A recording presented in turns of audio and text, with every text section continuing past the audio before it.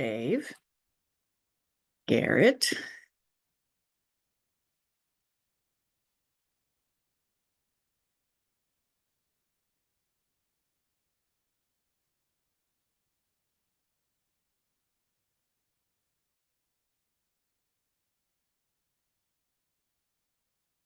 Hi, folks. Can you hear me okay? Because I can't hear anybody. Okay. So here, I think Melissa may be coming on. There we go. We can hear you.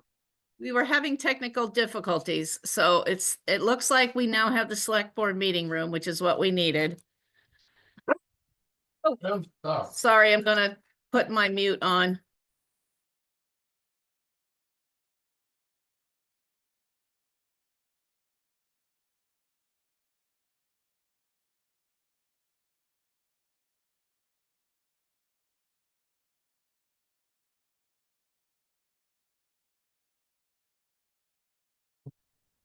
Melissa.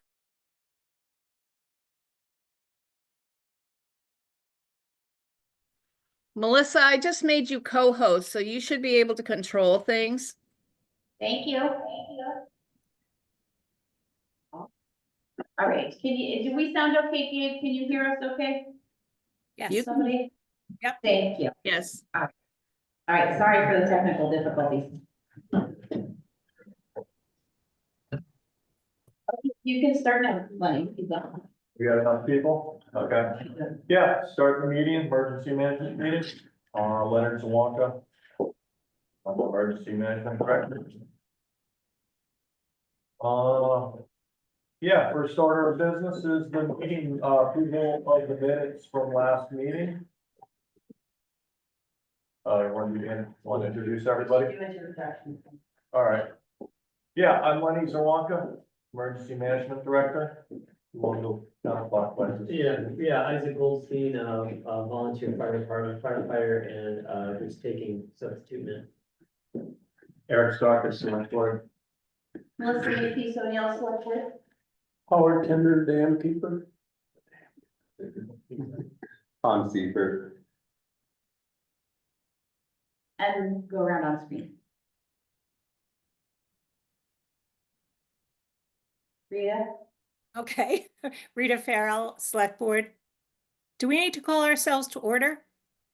Since we We haven't got a full answer on that. We can for this time until we get our answer to the question if you said.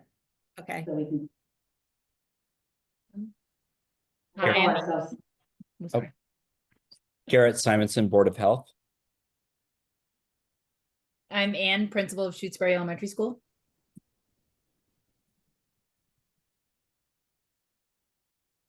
And Dave, the town administrator, who's not on the screen at the moment. If you want, Yeah. there's work.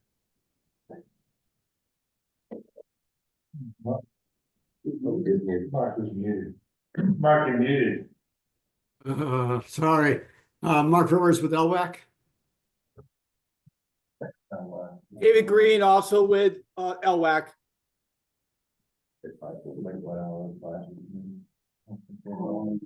Kathy Salvador as well, and then that other one is me, guys. That's just so I can share the screen if we need. Okay. Yeah. Should we review the minutes of last meeting? Leslie did them. And we were talking about just earlier about Aaron Addison has moved to Berniston, so will no longer be a member of the team. This is what Becky said during the beginning of the meeting last time. So I should probably call and double check that. Everything else looks fine to me. So everybody. I wasn't here, so I'll abstain. Yeah, it was good to me. So. All right. We need a vote on that too. Do we need a vote? So I'll make a motion, we approve the minutes from the, what date was that? Wednesday, October 9th. Wednesday, October 9th. Do I gotta do a second or somebody else? Somebody should. No, just, none. Second. Okay. Aye, Eventually all in favor. all in favor? Yeah. Melissa Makepeace O'Neill, aye. Aye. Abstain. Abstain. Rita, Aye. Ann, Ann, Am I a voting member? I'm not sure if I'm a voting member, but Garrett, Aye. and I think that, I think that's it, right? Mark, I'm sorry. Who's going there? Is he checking that? I don't think I can vote. Okay, thank you. I think that answers the question. Yeah, okay, all right, go ahead, Lenny. All right, it seems we should, the minutes have been approved. I don't really have any old business other than what's already on. Is there anything else from anybody else that wants to bring up anything for old business? No. Okay. Next one is FY 24, the EMDG grant. Basically, I ordered got the approval for the grant. I ordered the cell boosters and they should be getting installed on next Monday. So hopefully the guy can put them all in one day. There are 4 of them, 2 for the police, 2 for the fire department. That's basically all it is for. You can go in the cars, Yeah, they're, we have spotty cell service. So this year we got, decided to get cell phone boosters. I know I brought that up several meetings ago. So basically, if you have a complete dead area, it's not gonna work, but if it's a dropped call and it's just barely, it's a, cell booster, so you should get service in more areas in town, which would be good. So, Lenny, do we know anything about the, FY 25 grant application? It wouldn't be, yeah, or no? So I'm kind of confused on the fiscal year and calendar year. And they're actually listed because this is, federal. It's actually A different. 24 is actually goes into 25. So, it's gonna be basically a whole nother year, or next summer sometime when the EMPG grant comes out again, and it'll be called 25. So, Fiscal calendar, so like July or something, June, July. Federal fiscal year is usually September Oh, okay. to August. Nathan's gonna have to describe it to me. It's not either a calendar year, or I think, it's neither a calendar year or a fiscal year, it's like the federal year. I think, so, It's that's, it's October. yeah, so. Yeah, that's pretty much all I have for the MPG grant. The next one is update on the Lake Wyola Dam EAP. I've updated all the phone numbers and, I reached out to both Montague emergency management, directors and, the fire chief, also Leverett.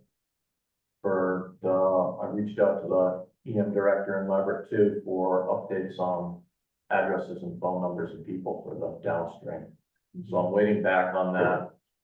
They say it's a little harder this time to get all the phone numbers because in the past, they just got them out of the phone book and now most people have cell phones now. It's gonna be a little more difficult for them to get the names and the numbers that live in there. So I suggested that possibly they should do a mailing to those addresses.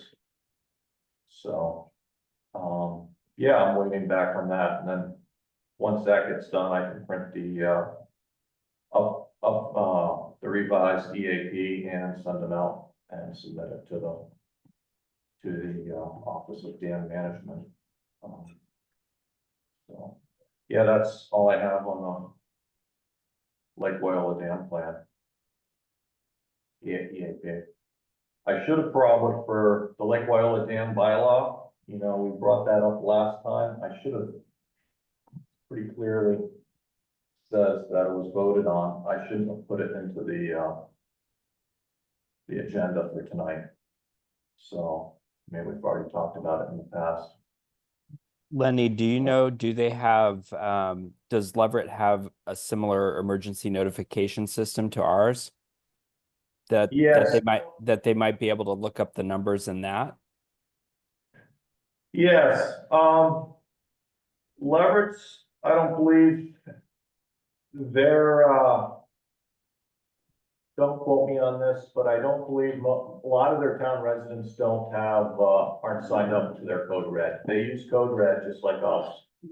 But I think, don't quote me on it, it was like only 600 or 700 numbers that they have, and they have a population of like 1,700. So I don't think their code red is up to date for, you know, for that. Which actually is, well, we have new business, right? We have a new business category, because we can't discuss it tonight, but we can add it to next. we have number 10, anything not reasonably accepted. Well, this isn't the non-emergency. Yeah. Thing, so, right, I'll hold it. So, yeah, I'll reach out to them again next week and see how they're doing.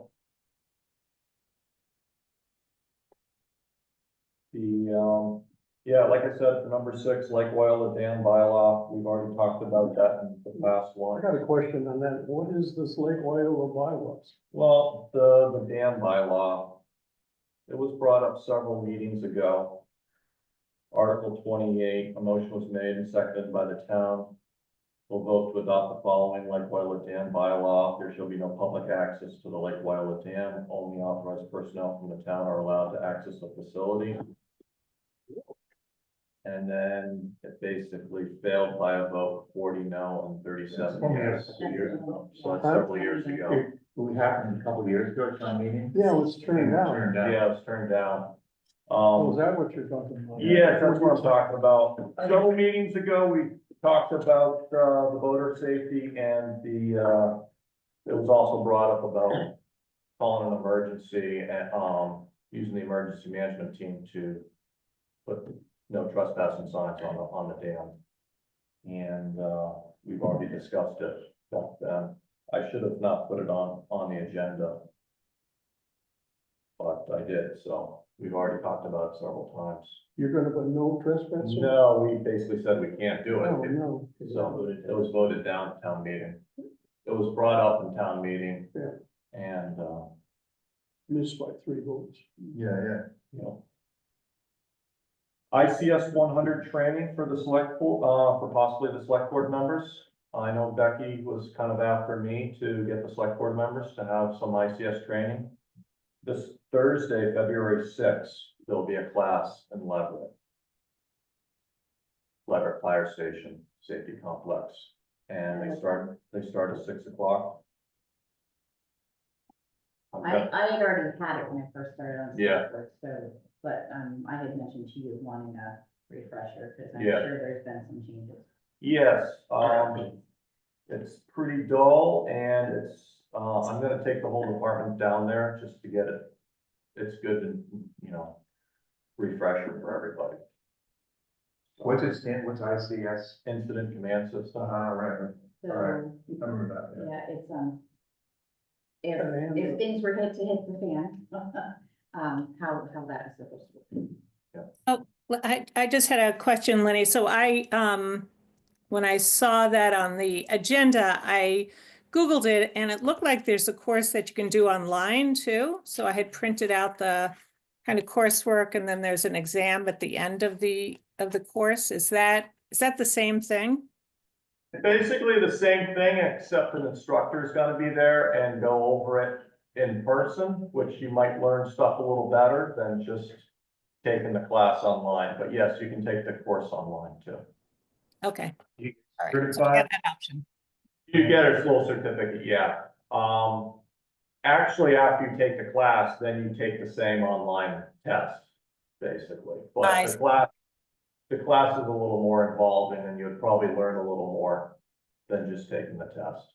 And how long is the class? I I'd like to say 2 hours. Okay,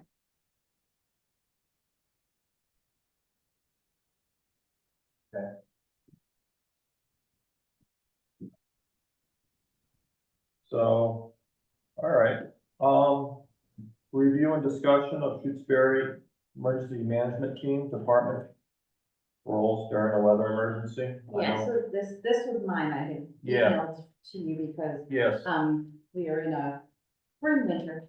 And, this is when we have our most severe weather that, has our outages, power outages, and needs for, to activate the emergency management potentially, incident command center. So one thing that, a lot of us are new, some of us have been on the emergency management for a while. And, we haven't met routinely, and I thought it might be a good idea to talk about what roles and what sort of things we should have that, that trigger certain things like use of code red, or what the emergency management director would do, what the police department would be involved in, the highway department, although I don't see Dave at the moment, and the select board, the school, those sort of things. So I thought that might be a good place to have the discussion before we end up with 3 feet of snow and have to enter in the middle of that. So I don't know where we want to start the conversation. I was kind of thinking we would kind of go through like 24 hours before the storm. What are we expecting people on emergency management to know what to do? We know that the highway department would be certainly plowing the roads and that sort of thing. I know our residents have gotten used to many years of code red going out and giving the weather update, and then sometimes during the storm, a weather update. But we also know that there's a percentage of Shutesbury when there's no electricity, have no internet and no phone cell signal. So, you know, that's something that we have to think about. Going back to what I was going to mention before, it might be a good idea with thinking about code red to have a new initiative across town to get people who've moved in since COVID and since the last time to sign up for code red, so that there are a larger portion of people that can be contacted when we do that. So I don't know where the group wants to start the conversation. We can kind of start, you know, what triggers the code red to be done, and then the other sort of things. Does the group have any suggestions?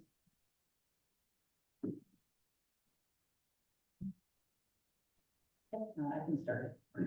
yeah, he's good. Okay, so I think in past experiences, I think we should do 24 hours ahead of time. Usually the emergency management director does do the call to the public and let them know that there is weather coming in. Snowstorms don't usually surprise us. Sometimes they can. They don't usually. The big ones don't anyway. How does that feel to the group? Lenny, of course, you're the one that would be doing that. So. Yeah, I can do that. I've started using the code red with the department recently, so I'm getting a little more used to actually using it. It's kind of clunky inside and clunky on the website. But I've done several messages out to the fire department for information. I figured that'd be a good thing to practice with, just to, you know, select few people. So yeah, I can do a weather emergency. Is And, that, how does the community find out? Because like you were saying, like with people that have moved in and that sort of thing, they might not be in the habit of looking at the website. So I think we can bring in town announce too, because that is something that a lot of people are tuned into. I don't know that we'll get 100% of people, ever, right? Because not everybody, wants to have that coming in on their phone or house, but I think a lot of people who had landlines are in that group with the code red. A lot of people, there's several, code red has several groups of people. I know there was a school group in that specifically was just to those with the school that, for any school emergencies. There used to be subsections of it too. It was the overall then subsections, and I'm not remembering it 100% accurately. So, but I think we should probably put notices to get more people to sign up so that they are more connected to that. Does the mass, emailing system that we use, does that automatically have everybody in town? It only would have their email stuff, it would not have phone numbers. Well, we could use that to email them to, We could use both, and I think that I think we should use both, Yeah. because there may be overlap, but there may not be. yeah. So, and we're not gonna hit 100% of Yeah. the town. But I think it's something that we'll have to, I think we have to bring that back to a role. It is on the town website in the first page, right? The code red, Yeah, we have to prompt people to go there, because a lot of people don't know we have it, that are new to town. There's been a lot of houses that were purchased during COVID, but we can put it in, we can ask for that in several places, the school newspaper, do we get sent out of town now, it's asking people to update their information. You know, in the newsletter, I see a hand from the town administrator. Gabe? I think you can ask to put a flyer in the tax bills. Oh, perfect, that goes there, okay. Tax Yeah, bills, thank Yeah, you, right. Gabe. Yep. Good idea, Gabe. Idea. So I think that's something that we need to institute, and then when a storm is going, this is where my knowledge lacks a little bit. What the emergency management director does and the fire department, I do know what the highway department does and the police department. So what roles are they gonna play? And we may have to have a larger discussion than just tonight, because I know Kristen's not here to answer that question. So Lenny, what do you see yourself doing when we do have, in the middle of a storm? As emergency management director, what would you? so basically, before a storm or before a big cold snap, I kind of check the fuel tank at the propane station. The propane tank behind the fire station. Make sure that your chainsaws have gas and oil and the chains are sharp. If nobody calls 911, typically the fire department doesn't really do anything, if it's a windstorm, I might drive around in my car to see if there's any trees down preemptively. But if there's, because we can have a foot of snow and if the highway department does their job and nobody calls 911, there's really nothing else that the fire department really has to do, really. It's kind of hard to like plan for an emergency if nobody calls an emergency, yeah. Well, given that the town would be without electricity. Yeah. Parts of town or all of town.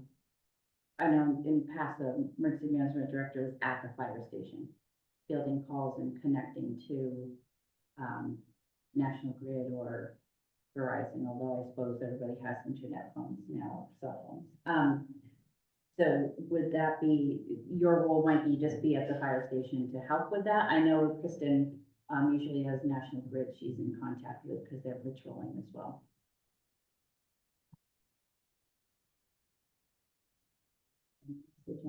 Has anybody experienced this before where they actually had the drill and they had to kind of have everything in place? Well, and some of us are very seasoned at Shutesbury weather, and there's been times where we've been without electricity for 9 days. Some parts of town, it can be 24 hours, it could be 2 hours. It happens at least once a winter. Some winters are a little bit more. The extreme is 9 days in 2000. For the ice storm. With the Yeah. ice storm, which did surprise us. We weren't supposed to get it at our elevation, but we ended up getting it pretty severely. Was that the So, October one? No, this was a couple years before that, a few years before that, which is why during that one, Shutesbury did not lose their electricity. Because We lost it for 12 days. I mean, not to brag, but so in that case, I know the school is an emergency location. Is there a plan? Like, do people have a list of things that we should have ready to go? I don't know if that exists, or like, I know we have go bags and things if there's an emergency during the day with students. Yeah, there is a list and there's a bunch of cots and stuff, I think, at the fire station. Yeah, they're kind of embarrassed, like, they're embarrassing to pull out. So, we should probably inventory that stuff and figure that out too. But, so there is a protocol, and the emergency management director is the one that triggers the incident command center and, opens at least the town hall first, and then the school is back up. And when people have to be in a warming station and need, to be out of their houses for whatever reason, then the school is brought into that process.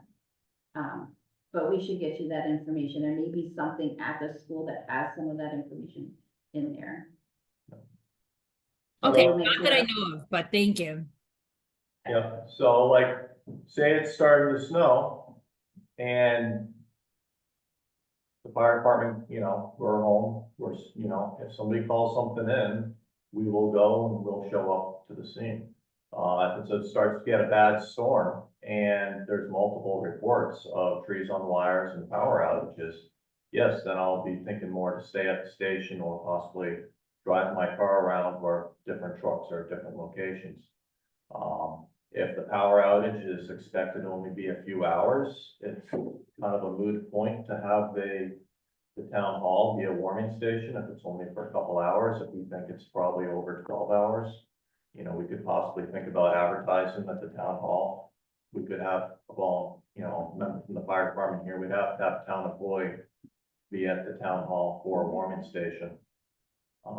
We've gotten complaints in the past that we haven't done it, and then the next time we open it up and then nobody shows up, so it's, No, that's the change. yeah, so just putting that out there. As for the, shelter in the school, we can look into, having more of a plan for how to set the school shelter up. It's a little more involved with than just getting cots. I was talking to Nathan Moreau from, MEMA, and he's gonna be revising our SEM plan, and in it's gonna have a section for shelter at the school. A regular checklist of what we should have to make a shelter. So, kind of waiting on him to get that back, and we can look in it and review it and go from there.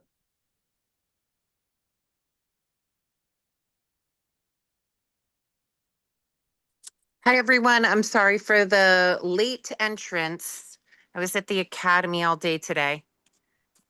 Oh, Krista, there you were. We I were just, yeah, go ahead.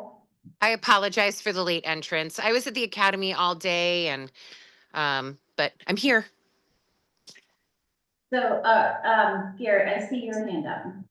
Yeah, I just wanted to let Anne know for her informational purposes that one of the sheds outside of the school is emergency supplies that belong to the Board of Health. And so there are emergency supplies that are pre-positioned there. They're largely related to the fact that the school is also designated as an emergency dispensing site for mass vaccination. So that's just to make you aware of what one of those sheds purposes is. Okay, awesome. I know that the bears sniff around there too. Do you want me to check into anything that's in there, or do you guys do that periodically? If you need me to. You No, have to that, yeah, we maintain the lock on it, and there's nothing in there that's you know, perishable or critical or anything like that. Yeah. All right, great, thank you. Kristen, just to give you a quick update, we're talking about, you know, what the playbill is basically for when we have a storm incoming, like 24 hours before and then during the storm. Yes. And so we were talking about the code red, fire department will, you know, check their equipment, the highway, of course, Dave's not here, but I'll pass some information to him. And so since you're on now, what role would the police department play in an emergency? I know you're also the deputy director, I believe, of the emergency management. Right. So I'm having a little trouble hearing, but you're saying in the event of a storm, Melissa? Yes. So if we're in a storm, what role, we're talking about the different roles the different departments would play. What Right. role as would you play? I know you also sit on the emergency management team, so you Right. have that. Right. So typically, I let my officers know that we are expecting potential hazard storms, and we start then, um, you know, checking the forecast and following the forecast. The storm room usually sends out many, many emails well in advance of any potentials. So I'm looking for those, paying attention to those. As Lenny usually knows, the liaison in charge of our area usually touches base, and I usually get a phone call or a text message. We then discuss what potential hazards we foresee coming, potential areas. So the police, understand, as well as fire too, but we know the areas that we have certain um, people that are high risk. And so we're really paying attention to those areas, talking to the liaison, explaining those areas that we have.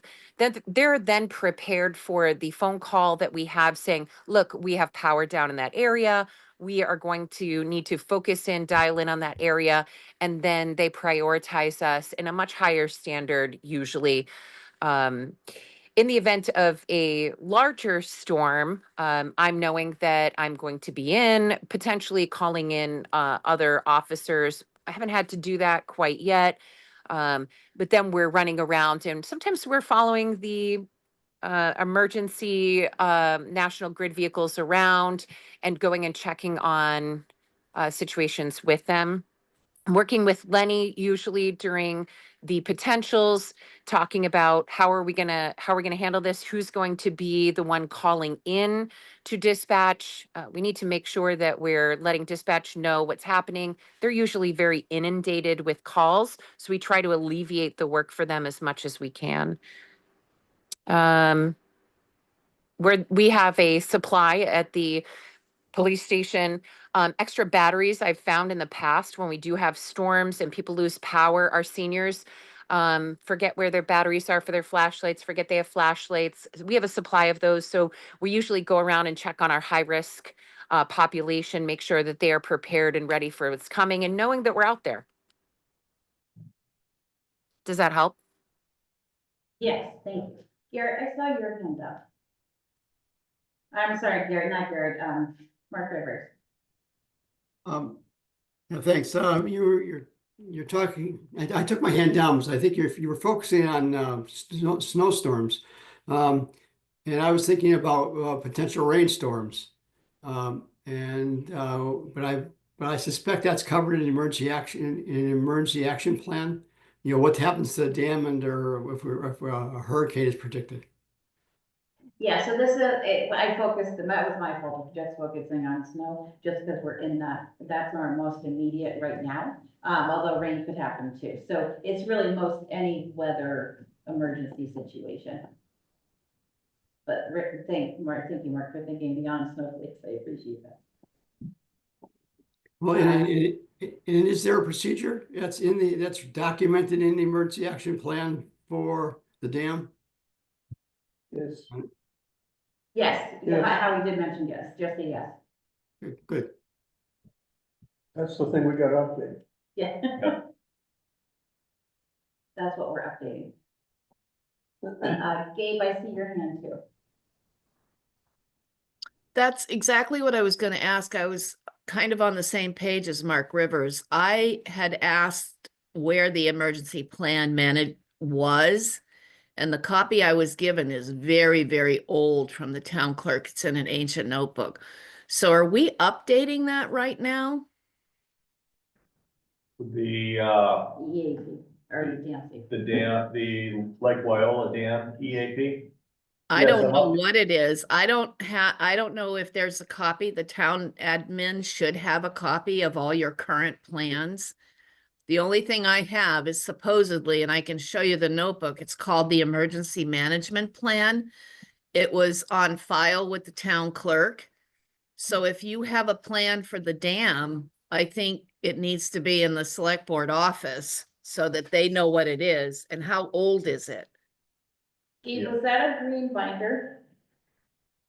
That blue binder I have is just way outdated. That's why I'm asking the question. I think the last time it was in a green binder, that's why I asked the color. Yes, there's a bunch of them floating around. We got one here. I brought them out. My first emergency management meeting we had that were upstairs in at the fire station. I know the clerks had one. There is The a clerk list of who gave, the got. clerk, yeah, the clerk gave me hers, and that's the one I'm talking about, Lenny. That's pretty old. When was the last time it was updated? I'm working on that now. It was written, I think, in 2016. Yeah, I think there's a.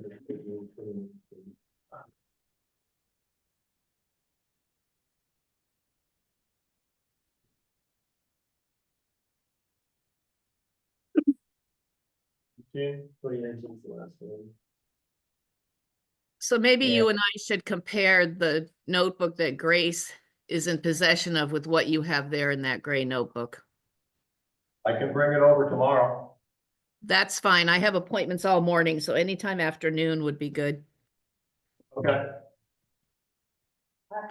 Is the Lake Wyola piece in there, the EAP that you just were telling me about? Yeah, this is all about the Lake Wyola Dam EAP. Thank you.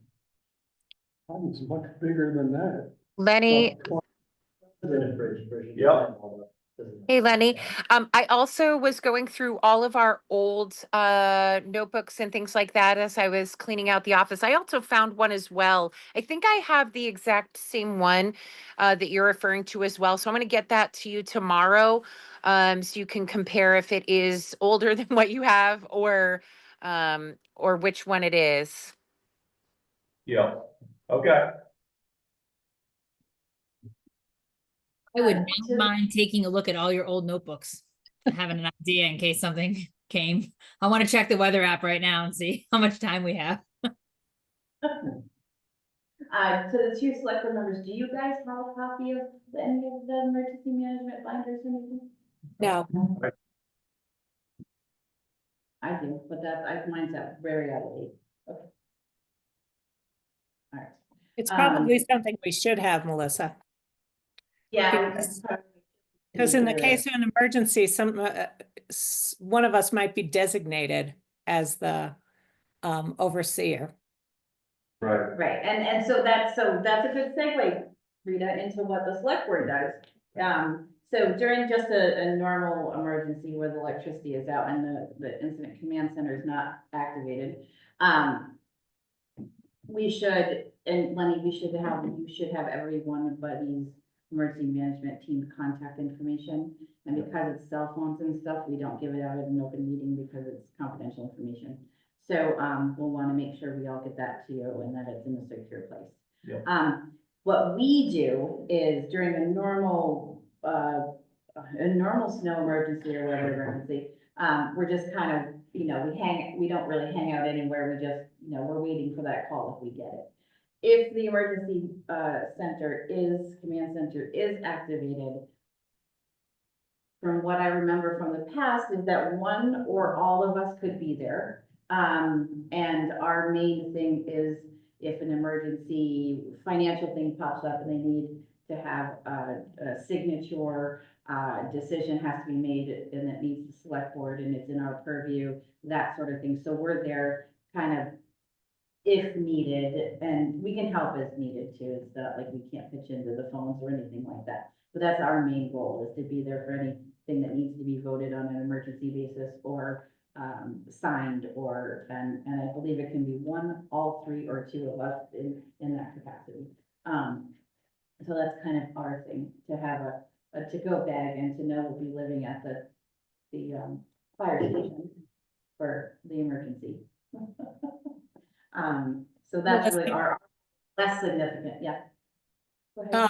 I was just going to say, my recollection was being told that that it would be a select board member or members who would make a declaration of an emergency.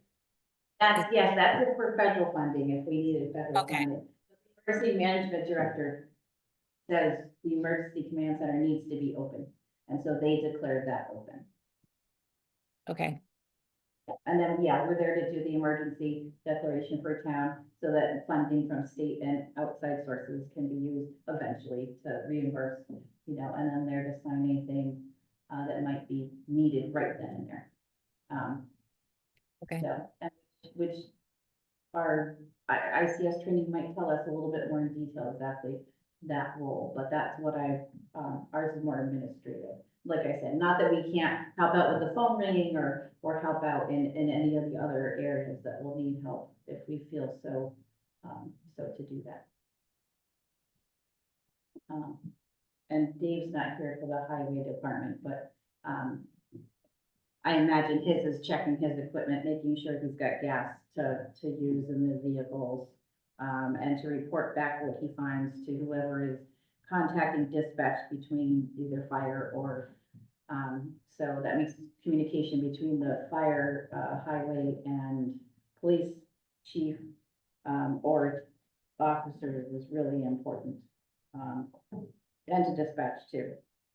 Because they're not just worried about Shutesbury, they're worried about every town that they dispatch to. Kristen.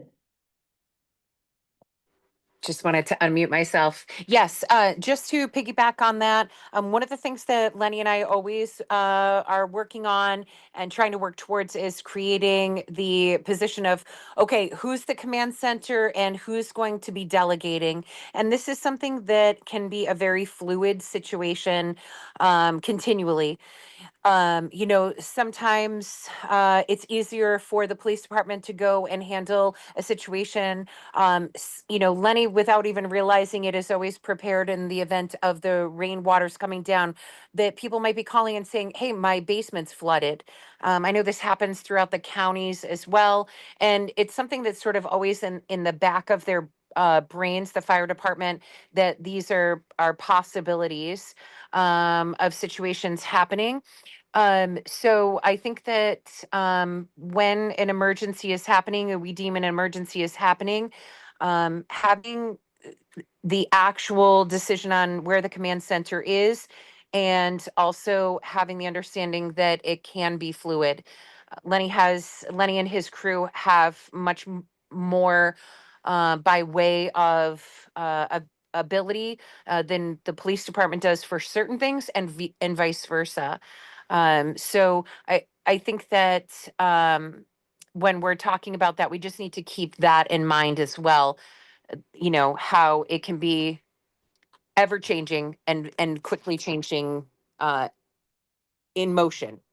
Does that make sense? Yeah. Okay. Yeah. Yeah. Okay. I think that's kind of what I sort of had. I don't know if anyone else has anything else. I took some notes. I can write up something so we can mull it over at the next meeting and refine it a little more, if that's okay. That's fine.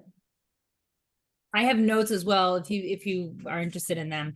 I just have to run and grab my son, but thank you so much for inviting me tonight. It's very informative, and just send me an email if anybody wants those notes. All right. Thank you, Thank Anne. Thank Thanks, you. Anne. Thank you. Okay. I have Thank a you all. I have a question, real quick. Yep. Yep. So just a quick question. You know, I'm not sure if we've thought about this. I'm not trying to overstep in any way. We're talking tonight about really antiquated, outdated, books that we have in regards to, you know, a lot of the previous plans. And yes, we need to check in, update those, etc. Would it be something that is an idea to have a guest, namely, Walter, to come on and talk about his old books and, you know, exactly how he and why he gathered certain information, so that when we're moving forward into the future and working on our new books, Lenny, that maybe we have a little bit more of a historical um, piece that we can look at. um you know, when I came on, we didn't really sort of the emergency management went by the wayside as I came on. It was sort of one of those, I call it the COVID phenomenon.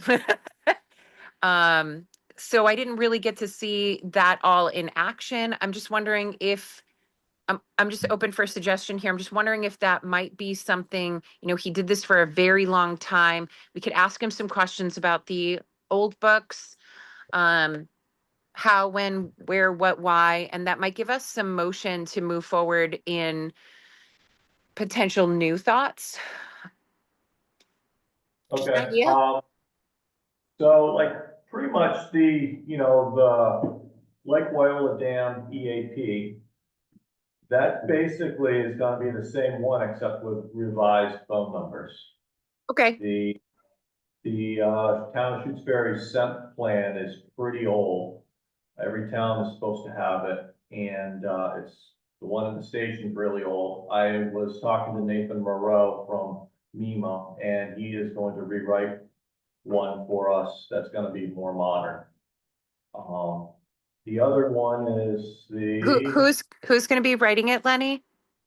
Nathan Moreau. He's a district coordinator, local coordinator for MEMA. Okay, Um, I think we would want to be very in step with him writing. I want to make sure that, I know he has a lot of experience and a lot of experience in writing these things, but I think we need to be in step with what he's writing. That really is supposed to be on us, I would imagine.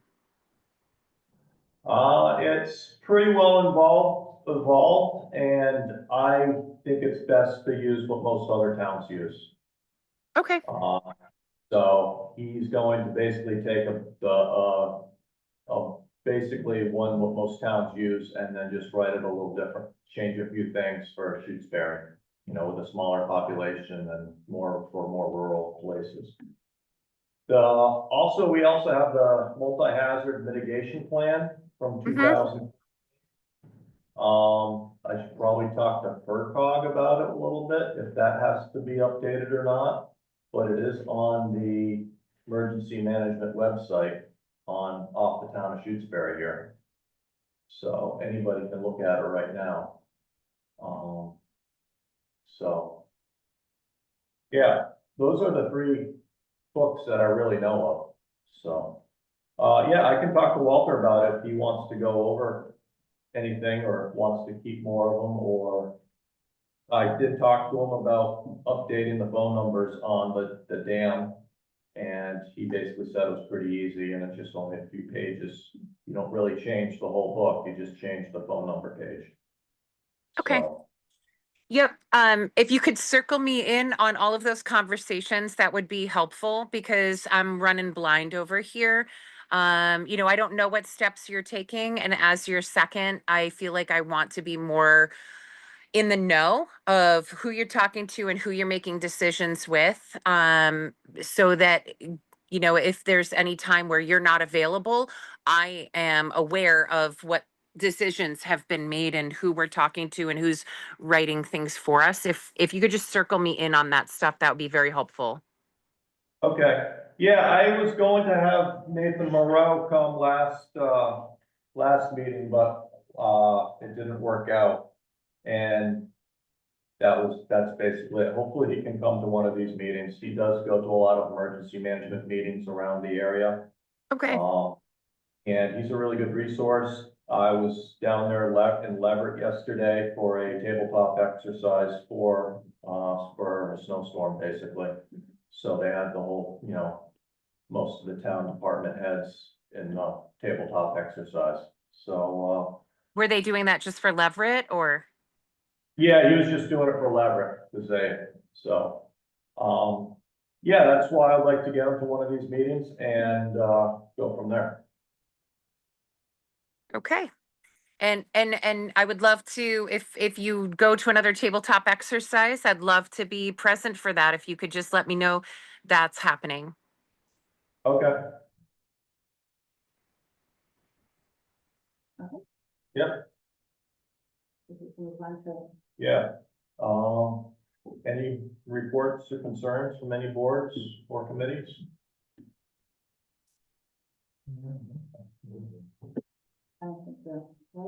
has any concerns or, I can't hear you, Melissa. I'm sorry. sorry, I said that kind of quietly. I said, I don't think the select board has any concerns or reports. I do have a concern about addresses. Lenny, I know the fire department worked really hard in the past to get all of the green address signs up in the past. We do have some people in town that we have responded to emergencies that do not have really well lit or well observed signs in the past, way back when we would go to emergencies or whatever. I would say, "Hey, Mark, this one," and he would go talk to them. Can we maybe start a list of the houses that we feel are not really easily observed in what their residential number is, and maybe start a conversation? Yeah. Okay. If I give you a list, I mean. Yeah, in the past, people have just come to us to get those signs installed, you know, so we've never really knocked, I don't believe we've ever knocked on somebody's door and said, you need to put a house number on at your house. It's always been people that came to knocking on the door at the fire station, say, hey, I want to get one of those, house number signs. Can you put it up? And, we got a form, it's $35, and we'll put it up in a few weeks. And once somebody gives us the house number, address, and payment, basically. Yeah, so I'm thinking instead of being reactive to it and waiting for people to come to us, we know that there's addresses out there that are really difficult to find. And I'm happy to start conversations with them. I think that some people don't know that it's, $35 and how easy it is to approach and get. And also, I think some people don't want to spend the money, but maybe need to have the conversation. Okay, if you don't want to do this, but we still need to be able to see your address for when we come here if you need us. Yeah. Can I do tell people that it's, the reason why the fire truck went by your house is because we couldn't see your house number. Right. Yeah. I really like the idea of being more proactive about that, especially with your elderly. Are all our elderly identified? And should we even charge them the $35? Because if you have an ambulance or something coming and they don't have that sign out there, that could really be a life and death situation if they pass the house and can't find them. So have we identified all our elderly homes so that we know where our elderly live and whether they're at risk? So I can speak for my position over in the police department, Gabe. And that is that we implemented the Sand for Seniors program because not only do we want to help people be able to get sand where they might not be physically able to do that, but also to start conversations with our elderly, with our high risk people, not always elderly. We'll say that, there could be some young people that have some risks and maybe not able to get the sand salt that they need.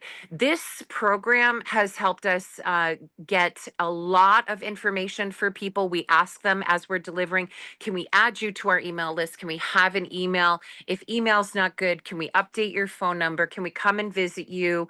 And we have these conversations. So we have a really good list going. Last year, I did share our list with the COA, Council on Aging, and I'm a little behind in sharing the list this year with them just to update as far as who really needs our attention.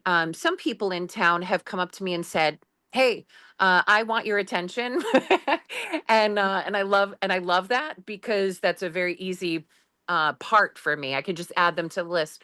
I think that we have identified, at least on the police side of things, we have identified a great many of our seniors who are really, looking for help here and there and want to be known as, hey, check in with me. I'm not sure if the fire side of things has been doing that as well, but that's what we have on our side. I can answer, Gabe, I can answer your question a little bit more. While I was on the Council on Aging, there was the discussion of having the council on aging doing some of that, but then there was also police and fire are bound by HIPAA. In ways that just the, committee, council on aging wouldn't be. And so that kind of fell to the fire and police because of that particular situation. If it was So, a medical yeah, I understand there's some complications to it, but I really would like you to consider not charging people that are seniors or that are medically in a position where they're not paying that $35 for that sign and letting them have that sign installed. If you have at-risk people in a rural setting that you are in some pretty dark roads that go places, I think these at-risk people should just get their signs.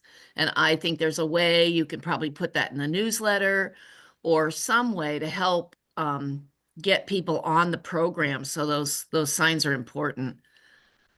That's just my suggestion. I really think $35, I know for some seniors is a choice that they don't want to make. And so that's my thought. I hate to see somebody not get a sign because of the dollars. I'm not saying hand them out like candy. I'm just saying that you're at-risk people, you can have a threshold. I agree with that completely. I was thinking one of the ways that we could potentially look at that is to go to the Council on Aging and ask them if they would, sponsor a certain number of potential signs if we were able to get that list together, Lenny. Something else that we have is the police has a budget for community policing. We're able to take a little bit of that and put towards community policing. That would fall under that blanket.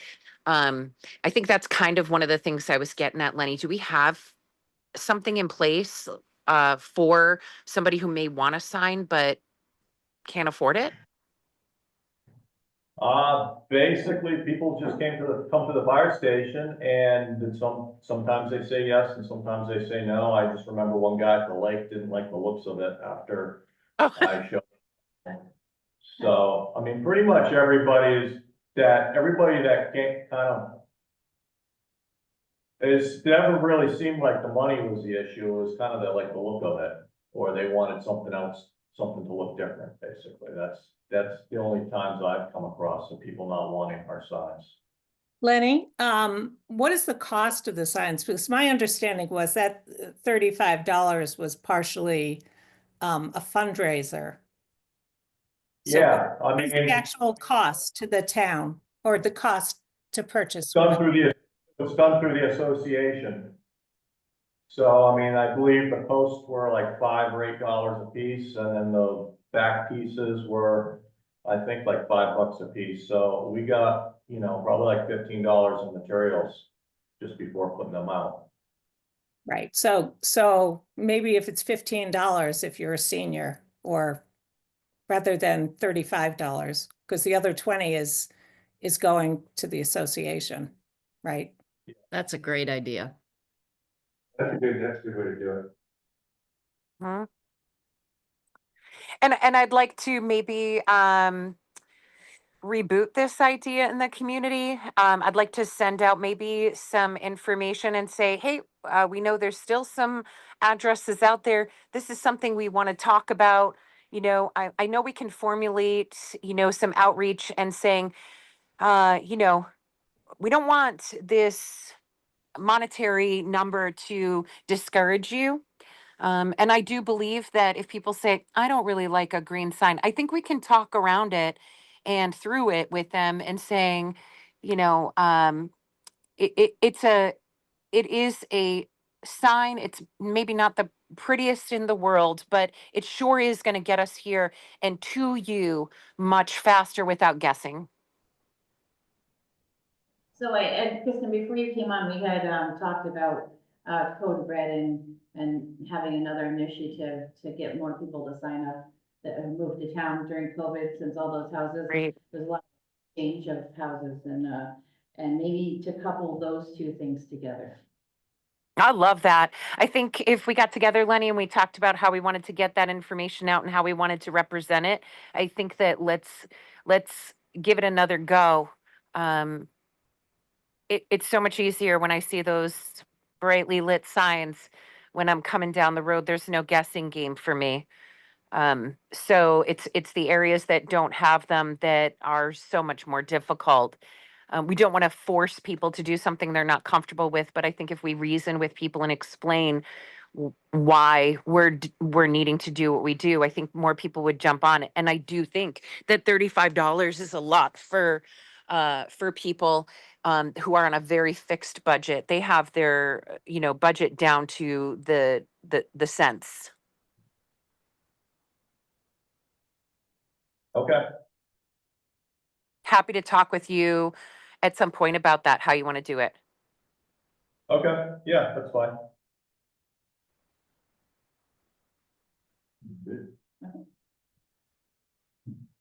Yeah, let's see, you want to talk about next meeting? Sure. Should we, I know I've had problems setting up the meeting in the past, so does Mondays work better for most people? Wednesdays? I believe last time when we talked about it, was Wednesdays work better for the select board? Is that true, or? Mondays or Wednesdays are fine for me, typically. Yeah. Wednesdays are for Leslie. Isn't she your secretary, Lenny? Doesn't she take your minutes? Yeah, so I think she said she does what did she say? She was. For the planning board? Yeah, I know Wednesdays is bad for Dave. Would Mondays be okay? But you said Wednesdays are better for you. Yeah, Mondays aren't good for me, but I think that's for everybody else, and that's the way it is. Because I know Mondays work good for Dave. Thursdays, that possible? Thursdays won't work because I got fire That's fire drill. Good point. So The- Tuesdays. I'm just wondering if we could send out a survey and to give lots of different suggestions and sort of narrow it down that way.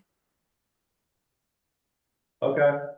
True. Just as a preference or historical note, we always used to meet the third Monday of every month, but there's a huge number of holidays on the third Monday of every month. Right. They all handle every holiday that lands on a Monday is the third Monday. Did it really meet every month?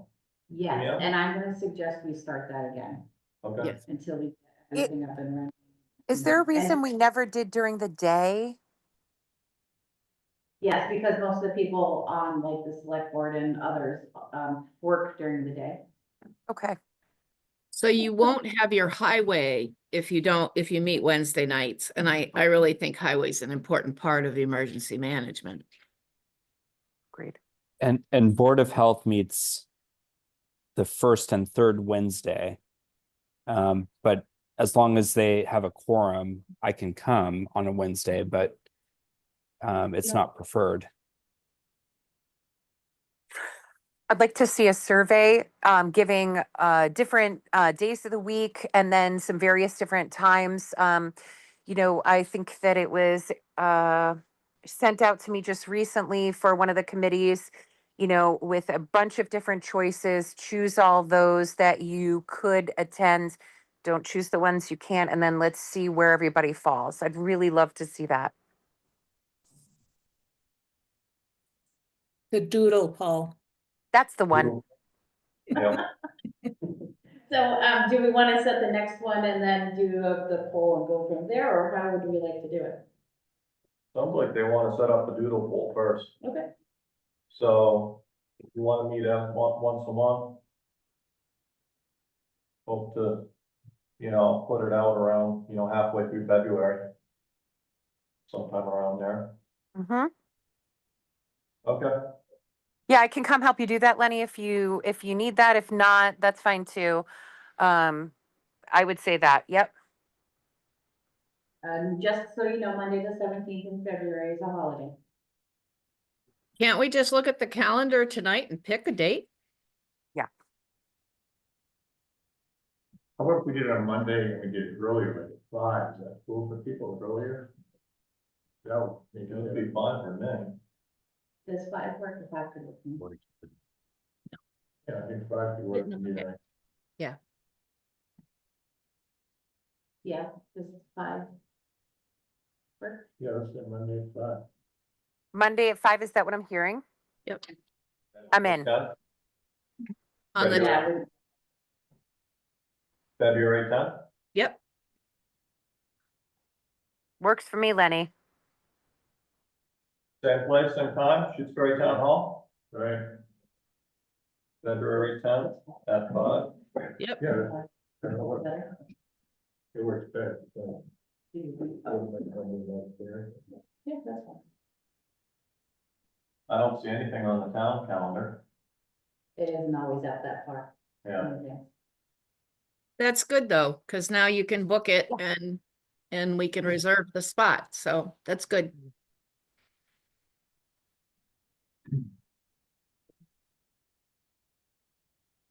Okay, yeah, February 10th, I mean, 10th of February at 5 o'clock. I don't have anything else. Nope. Yeah. Move to adjourn. Second. Second. There. Move to adjourn. Piece of your life. Move to adjourn the Shutesbury Select Board meeting too. So I'll make a motion to adjourn the select board meeting. Second. Okay. All those in favor on the select board? Carol, I. Sure. Good night, everybody. Good night. What I gotta do? No, that's all right. It goes to the emergency, like everybody on the emergency management team, so they just did the Yeah. select board. So you call for only an like emergency. Yeah. 30%. Okay, Not everyone doing it perfectly always. Yeah. It's gonna take me 2 years and 3 years to get the Robert's rules down. It's more than Robert. I see one problem with those numbers, It's obviously being recorded. you're not gonna, Melissa, people on the recording? the lake are not Yeah. going like that. Oh, We're still yes. being When you go down I the will street, turn that off. the Hold on houses one are so second, close Chris. together, Yeah, it's gonna be numbers all the way along the wall. yeah, that's good. But if they don't wanna do that, then why don't they number their house or Right.